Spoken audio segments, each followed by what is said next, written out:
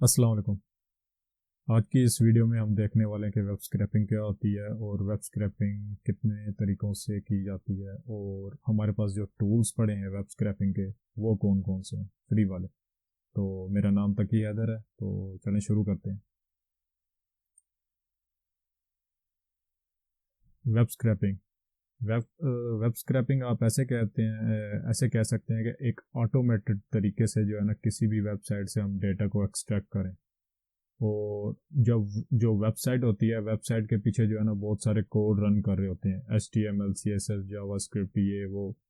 तो उसके अंदर जो कोड्स होते हैं उसके अंदर अनस्ट्रक्चर्ड डेटा पड़ा होता है। तो हमें क्या कर जो वेब स्क्रैपिंग क्या करती है कि उन स्ट्रक्चर अनस्ट्रक्चर्ड डेटा को स्ट्रक्चर्ड डेटा के अंदर लेके आती है। डेटा जो है ना उस कोड के अंदर बिखरा हुआ है, हमें उसके अंदर से पर्टिकुलर डेटा चाहिए, हमें सारा डेटा नहीं चाहिए, पर्टिकुलर डेटा चाहिए।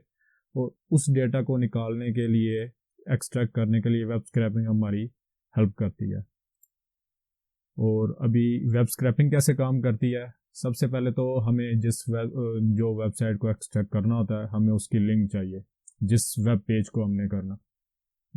उस लिंक को हम अपने वेब स्क्रैपर को देते हैं। वेब स्क्रैपर क्या करता है कि उस वेबसाइट के पीछे जो कोड रन कर रहा होता है, चाहे वो वेबसाइट जो है ना HTML से लिखी गई है, जावास्क्रिप्ट में लिखी गई है या CSS के अंदर लिखी गई है, तो उस कोड को जो है ना वो उस कोड के अंदर से डेटा को एक्सट्रैक्ट करता है। और उस डेटा को जो है ना अगर आपने एक्सट्रैक्ट करके आपने किसी स्ट्रक्चर्ड फॉर्मेट के अंदर जो है ना सेव करना होता है, चाहे वो CSV है, जेसॉन है, या आपने अपने किसी डेटाबेस के अंदर स्टोर करना है जिसके अंदर MySQL आ गया, डायनामो डेटाबेस आ गया, मोंगोडीबी आ गया। तो इस तरह से बहुत ज़्यादा जो है ना डेटाबेसेस हैं, आप उसके अंदर भी स्टोर कर सकते हैं। उसके बाद जो है ना हमारे पास डेटा स्क्रैपिंग की टेक्निक्स कौन कौन सी हैं। हमारे पास जो है ना काफ़ी सारी टेक्निक्स हैं, मैंने यहाँ पे सिर्फ 4 ही को लिखा है जो कि अमूमन यूज़ होती हैं। एक होती है human copy paste. Human copy paste आप ऐसे कह सकते हैं कि आपने किसी वेबसाइट से जो है ना डेटा को एक्सट्रैक्ट करना, तो आप क्या करते हैं कि मैनुअली जाके वहाँ से डेटा को कॉपी करेंगे, अपनी एक्सेल शीट के अंदर फिल करते जाएंगे। तो ये बहुत ज़्यादा जो है ना लेबोरियस वर्क है। तो ये आज के दौर में ये नहीं होता। तो उसके बाद जो टेक्निक है वो है स्क्रीन स्क्रैपिंग। स्क्रीन स्क्रैपिंग क्या होती है कि आपने जो है ना एक वेबसाइट हमने खोली हुई है और उस वेबसाइट के ऊपर जो हमें डेटा नज़र आ रहा है, हम मैन्युअली क्या करते हैं कि उस डेटा को जो है ना स्क्रैपर के ज़रिए ना सिलेक्ट करते जाते हैं। तो वो स्क्रीन के ऊपर जो भी डेटा आ रहा होता है हम उसे एक्सट्रैक्ट करते हैं। ये हम आगे चल के देखने वाले हैं कि ये डीप के अंदर कि ये क्या होती है। उसके बाद हमारी एप्लीकेशन प्रोग्रामिंग इंटरफेस, जिसे हम API भी कहते हैं। API क्या होती है कि ये एक मैकेनिज्म होता है क्लाइंट और सर्वर के बीच में, टू वे कम्युनिकेशन होती है दो सॉफ्टवेयर के बीच। इसे भी हम आगे नेक्स्ट स्लाइड में देखने वाले हैं।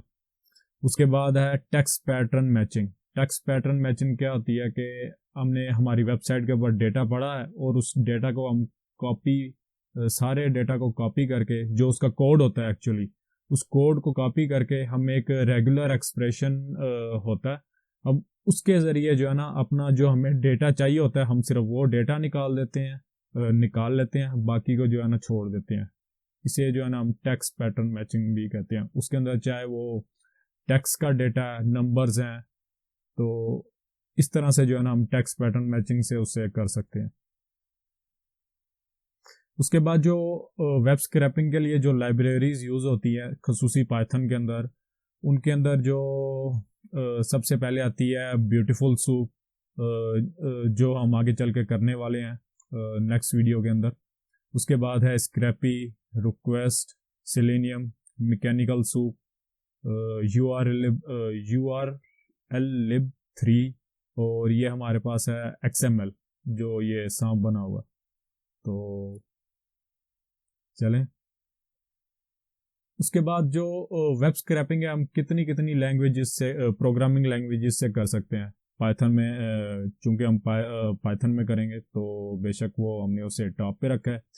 उसके बाद जो है ना आप जावा के अंदर कर सकते हैं, सी प्लस प्लस के अंदर कर सकते हैं, रूबी के अंदर जो है ना वेब स्क्रैपिंग कर सकते हैं, नोड एक लैंग्वेज है उसके अंदर कर सकते हैं, जावा स्क्रिप्ट हो गई, और उसके बाद जो है ना आर, उसके अंदर भी आप जो है ना वेब स्क्रैपिंग कर सकते हैं।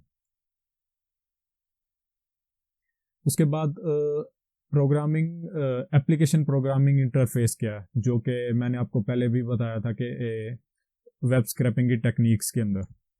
तो ये क्या होता है कि ये एक जो है ना मैकेनिज्म होता है जो कि दो सॉफ्टवेयर के दरमियान एक जो है ना कम्युनिकेट करता है, जिसके अंदर सेट ऑफ डेफिनेशंस और प्रोटोकॉल्स होते हैं। तो इसको हम एक मिसाल के ज़रिए देखते हैं कि ये होता क्या है। देसी मिसाल, फॉर सपोज आप जो है ना अपनी दोस्तों के साथ जो है ना रेस्टोरेंट में जाते हैं खाना खाने के लिए। कोई एक रेस्टोरेंट होता है, उसके अंदर आपके पास वेटर आता है, वेटर आपको कहता है कि आपको क्या क्या चाहिए। अभी वेटर जो है ना आपको मेन्यू दिखाता है, आप मेन्यू के अंदर से सिलेक्ट करते हैं कि जी हमें चिकन कढ़ाई चाहिए, चिकन टिक्का चाहिए, और उसके बाद जो है ना मटन चाहिए और नान वगैरह, इस तरह से। तो उसके अंदर जो है ना आप होते हैं क्लाइंट, जिसे उर्दू में कहते हैं ग्राहक। ठीक है, अभी वेटर क्या करता है, वो रिक्वेस्ट जो आपने उसको ऑर्डर दिया होता है, वो ऑर्डर लेके किचन में शेफ के पास जाता है कि मेरे पास जो है ना चिकन टिक्का है, मुझे चिकन टिक्का चाहिए जो ग्राहक ने रिक्वेस्ट की है। चिकन टिक्का हो गया, चिकन कढ़ाई हो गई, नान हो गया, और फला फला चीज़ें। तो जो चिकन है वो हमारे पास उसको हम कहते हैं वो सर्वर या डेटाबेस है हमारा। ठीक, अभी जो वेटर है, वेटर ने आपका ऑर्डर जो है ना किचन से ले लिया, किचन से लेके आपके पास जो है ना वो वापस आपको आपके टेबल पर लेकर आता है और आपको सर्व करता है। अभी यहाँ पे जो वेटर है उसे हम एपीआई कहते हैं, एप्लीकेशन प्रोग्रामिंग इंटरफेस। आप क्लाइंट हैं, किचन किचन जो है ना वो सर्वर है, डेटाबेस है, क्योंकि खाना जो है ना किचन के अंदर बन रहा है। और वेटर जो है ना आप उसे रिक्वेस्ट करते हैं या ऑर्डर करते हैं, आप ऐसे समझ लें आपका ऑर्डर करते हैं कि हमें ये खाना चाहिए। वो मेन्यू के अंदर से आप उसे मेन्यू के अंदर से देख के खाना बताते हैं और वो किचन से वो खाना ले आता है। आप वेटर को एक तरह से कह सकते हैं कि वेटर आपका नौकर है। तो चलें, अभी हमारे पास जो है ना ये एक रियल लाइफ एग्जांपल है। आपने इनड्राइव तो यूज़ की होगी, अगर नहीं की होगी तो खैर कोई बात नहीं। अभी इनड्राइव वालों ने जो है ना गूगल मैप को यूज़ किया हुआ है। यहाँ पे आप देख रहे होंगे कि अभी ज़रूरी तो नहीं है, एक छोटी सी कंपनी है, उन्होंने जो है ना सैटेलाइट भेजा होगा और सैटेलाइट ने जो है ना सारी इमेजेस ली होंगी, ऐसा नहीं होता। अभी इन्होंने जो है ना इनड्राइव वालों ने गूगल मैप्स की एपीआई यूज़ की हुई है। उन्होंने एपीआई के ज़रिए जो है ना गूगल के मैप्स की जो है ना एक्सेस मांगी हुई है। अभी गूगल क्या करता है कि डायरेक्ट एक्सेस नहीं देगा, कोई भी जो है ना अपनी डेटाबेस की डायरेक्ट एक्सेस नहीं देगा। वो एक पर्टिकुलर जो है ना आपको एक टोकन या एक्सेस टोकन असाइन कर देगा या पासवर्ड असाइन कर देगा कि आपके पास ये पासवर्ड है, आप इस पासवर्ड के ज़रिए जो है ना मेरा डेटाबेस एक्सेस कर सकते हैं। तो उन्होंने गूगल मैप्स का डेटाबेस एक्सेस करके उन्होंने उनके जो है ना मैप को यूज़ किया हुआ है और उन्होंने उसके ऊपर अपना डाटा जो है ना मैप करवाया हुआ है। जैसे आप देख सकते हैं कि ये गाड़ियों की यहाँ पे लोकेशन आ रही है। ठीक, तो हम एक और एग्जांपल लेके चलते हैं, लेते हैं। ये यहाँ पे हमारे पास जो है ना सस्ता टिकट .com.pk का एक एग्जांपल है। फॉर सपोज मैं इस्लामाबाद से जो है ना हेलसिंकी जाना चाहता हूँ, तो मैंने इनकी वेबसाइट पे जो है ना अपना डेटा ये इंटर किया। उन्होंने जो है ना मुझे 2 से 3 एयरलाइंस का जो है ना बता दी कि ये उसकी प्राइस है, इस टाइम से इस टाइम जो है ना वो जहाज़ लैंड करेगा, इस टाइम टेक ऑफ करेगा और इस टाइम जो है ना जहाज़ लैंड करेगा। अभी इन्होंने क्या किया है कि इन्होंने जो है ना डायरेक्ट, जैसे ये कतर एयरवेज है और टर्किश एयरवेज है या टर्किश एयरलाइंस है, इन्होंने उनका डेटाबेस डायरेक्ट एक्सेस किया। वहाँ से जो बुकिंग, जो उनकी वेबसाइट पे बुकिंग हो रही थी, उन्होंने अपनी वेबसाइट पे उसका डेटा ला के रख दिया कि हम यहाँ पर जो है ना टिकट बुक कर सकते हैं। इसी तरह इन्होंने जो है ना एपीआई को यूज़ किया, एप्लीकेशन प्रोग्रामिंग इंटरफेस, उसको यूज़ करते हुए उनका डेटा जो उनकी वेबसाइट के ऊपर या उनके डेटाबेस के अंदर जो डेटा था बुकिंग का, जो उनकी सीटें बुक करने वाली थी, उनको जो है ना अपनी वेबसाइट पे ले आए हैं। इसी तरह से आपने जो है ना इस वेबसाइट पे बसेस का भी देखा होगा, होटल्स का भी देखा होगा, तो ये सेम एनोलॉजी यहाँ पर यूज़ करते हैं। इसके बाद जो हमारे पास जो है ना कुछ फ्री एपीआईज जो हैं वो हमारे पास अवेलेबल हैं, जिसके अंदर ट्विटर की एपीआई है, उसके अंदर आप ट्वीट्स का डेटा, ट्वीट से रिलेटेड आपकी जो है ना ट्वीट्स हो गया, लाइक्स हो गया, रीट्वीट हो गया, इस तरह का जो ट्विटर का जो ट्वीट्स का डेटा वो आप ले सकते हैं। उसके बाद जो है ना अमेजोन का प्रोडक्ट एडवर्टाइजमेंट एपीआई, आप जो अमेजोन के अंदर जो प्रोडक्ट्स लिस्ट होते हैं आप उनका भी डेटा ले सकते हैं। फेसबुक की एपीआई है जिसके अंदर फेसबुक ग्राफ नेटवर्क का एक एपीआई है, उसके अंदर आप फेसबुक का डेटा ले सकते हैं। गूगल की एपीआई है, गूगल की एक एपीआई नहीं है, बहुत ज़्यादा है। मैप, गूगल मैप की अलग है, एडसेंस की अलग है, इसके अलावा जो है ना और बहुत सारी हैं। इस तरह हमारे पास जो है ना इंस्टाग्राम की एपीआई है। उसके बाद जो है ना हमारे पास स्पॉटिफाई, स्पॉटिफाई जिसके अंदर जो है ना म्यूज़िक वगैरह होता है, तो आप म्यूज़िक को भी एनालाइज करने के लिए आप म्यूज़िक का डेटा भी ले सकते हैं। उसके बाद जो मशहूर ज़माना वेबसाइट है क्रिप्टो करेंसी की, तो उसकी भी एपीआई है, आप वहाँ से भी अपना डेटा, क्रिप्टो करेंसी का डेटा ले सकते हैं। उसके बाद जो हमारे पास है स्काई वॉच के नाम से, जिसके अंदर आपको फ्रीली जो है ना सैटेलाइट इमेजेस फ्री मिलेंगी, जिसके बेस के ऊपर आप जो है ना अपना जीआईएस का एनालिसिस कर सकते हैं। उसके बाद जो है ना हमारे पास web based no code web scraper है, बगैर कोडिंग के, आपको जो है ना कोई कोडिंग की ज़रूरत नहीं है, जो आपने सिर्फ जो है ना क्लिक क्लिक पे जो है ना आपका डेटा आपको मिल जाएगा।